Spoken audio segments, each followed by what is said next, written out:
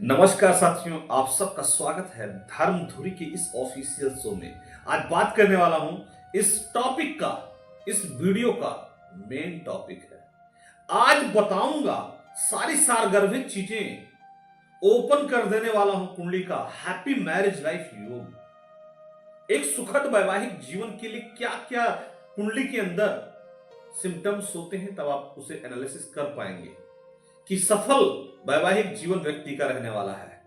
Happy marriage life के लिए आपको लोग मिल जाएंगे बताते हुए कि कुंडली के 7th हाउस को आप देखें और 7th हाउस से आप एनालिसिस कर सकते हैं कि जातक का वैवाहिक जीवन बहुत अच्छा रहेगा। लेकिन अगर आपको एग्जामिनर की तरह से क्वेश्चन करना है तो क्या 7वां घर ही अकेले किसी सक्सेसफुल मैरिज लाइफ के लिए अपना पूरा सिग्नल प्रेफरेंस कर सकता है? यस या नो? नहीं कर सकता है। केवल आप 7th हाउस से ही किसी की हैप्पी मैरिज लाइफ की परिकल्पना या संकल्पना या एनालिसिस नहीं कर सकते हैं, और यदि आप कर रहे हैं तो आप रॉन्ग डिसीजन ले रहे हैं।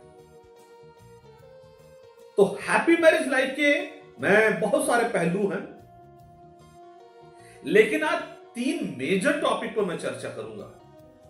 3 मेजर टॉपिक मैं आपको बताने वाला हूं, और वो अगर आप कंक्लूड कर लेते हैं तो मान करके चलिए कि 90% के करीब हैप्पी मैरिज लाइफ की जितने मेन इंपॉर्टेंट पार्ट होते हैं उसको आपने कवर कर लिया है। तो दोस्तों, मैं हैप्पी मैरिज लाइफ की बात क्यों कर रहा हूं? बात इसलिए कर रहा हूं क्योंकि आज के दिन में आए दिन लगातार भारतवर्ष में एक रिसर्च के अनुसार डाइवोर्स सेपरेशन के मैटर बढ़ते जा रहे हैं। फैमिली हार्मोनी से रिलेटेड कुछ ना कुछ इश्यूज कोर्ट में आ रहे हैं, लीगल के थ्रू आ रहे हैं। कई सारे मुद्दों पर कोर्ट बातचीत करके सुलझा भी देती है, और लेकिन बहुत सारी जगह ऐसी हैं जहां कहीं ना कहीं दिक्कतों का सामना करना पड़ता है।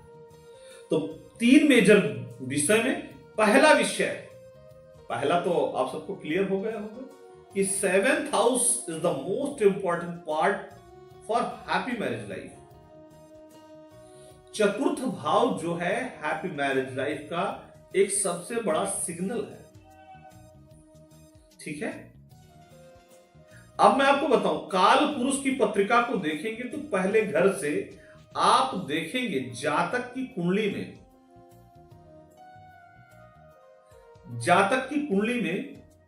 घर जो कि आत्मा का घर है, वहीं से उसकी फिजिकल पर्सनालिटी को हम ऑब्जर्व करते हैं, वहीं से हम देखते हैं। आप अगर ऐसे कर दें तो बीच में पहला घर हो जाता है, ठीक है। उसके किनारे किनारे वाला घर जो है वो द्वादश भाव, 12th house and 2nd house का एक्सिस निकलता है, ठीक है। अब ये भाव, द्वादश भाव और द्वितीय भाव, प्रथम भाव के आगे और पीछे के घर हैं। इनको मजबूत रहना बहुत ही जरूरी है यदि किसी जातक के जीवन में सुखद वैवाहिक जीवन की परिकल्पना कर रहे हैं। तो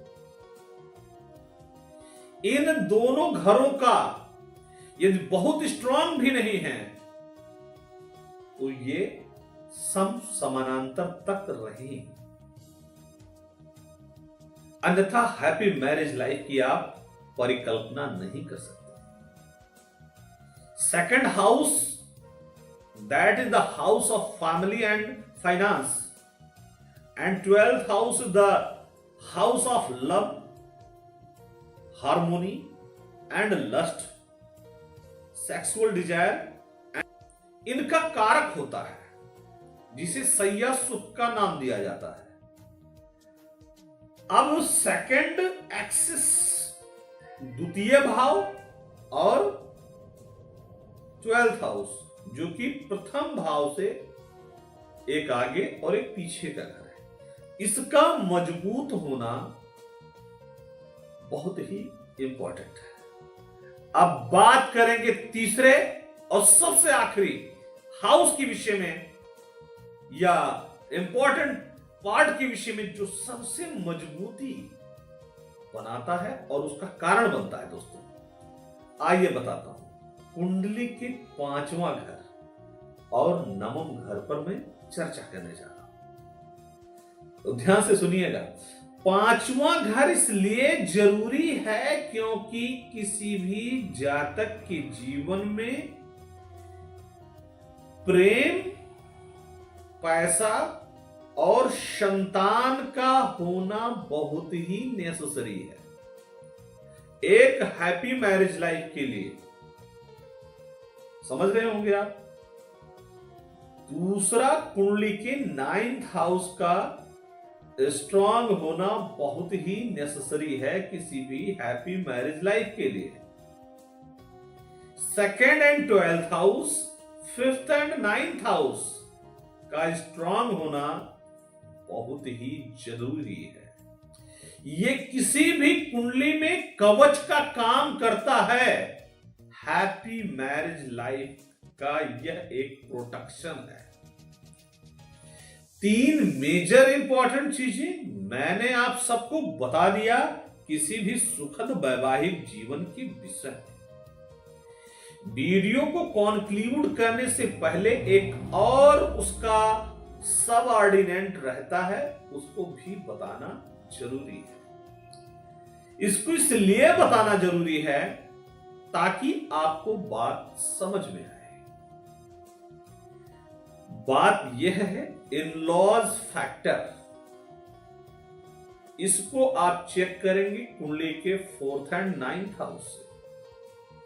4th एंड 9th हाउस से मतलब सास ससुर की वजह से हैप्पी मैरिज लाइफ में क्या दिक्कतें आ सकती हैं या आने वाली है, या इन-लॉज की फैमिली से क्या दिक्कतें आने वाली है, इस विषय को मैं नेक्स्ट वीडियो में कवर करने वाला हूं और ये वीडियो अगले ही दिन आपको मिल जाएगी।